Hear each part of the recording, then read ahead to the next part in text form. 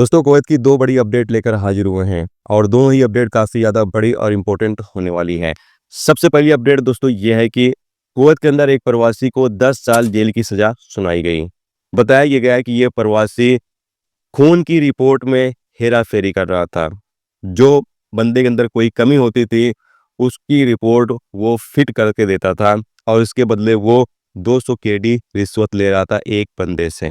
जिस बंदे के अंदर कुछ कमी होती थी, वो इससे कॉन्टैक्ट करते थे और बाकी लोग भी वहाँ पर कुछ लोग मिले हुए थे, जिनके साथ मिलकर ये उनकी रिपोर्ट को फिट करके और उनको देता था ताकि उनका इकामा लग जाए, इकामा बन जाए।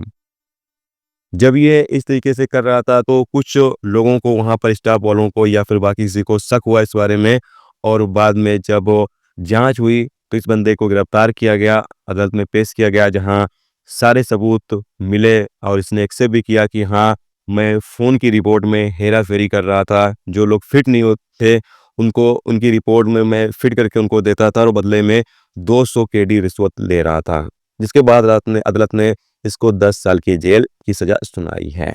इसके अलावा की अपडेट ये है कि कुवैत जीसीसी देशों में सबसे ज़्यादा धूम्रपान करने वाले देशों में टॉप पर है। यानी गल्फ देशों में, जीसीसी देशों में 6 देश आते हैं जिसमें सबसे ज़्यादा कुवैत के अंदर धूम्रपान होता है। यानी लोग सिगरेट पीते हैं, गुटखा खाते हैं, तंबाकू खाते हैं। सबसे ज़्यादा धूम्रपान कुवैत के अंदर होता है और यहाँ पर मिनिस्ट्री की तरफ से ये कहा जा रहा है कि लोग इससे बचें, इससे काफ़ी ज़्यादा लोगों को कैंसर हो रहा है और लोगों की जान भी जा रही है।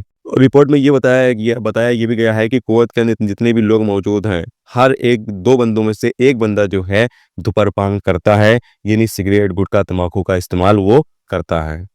तो आप सोचिए कि कुवैत के अंदर कितने लोगों की तादाद है और आधे लोग जो है धूम्रपान कुवैत के अंदर करते हैं।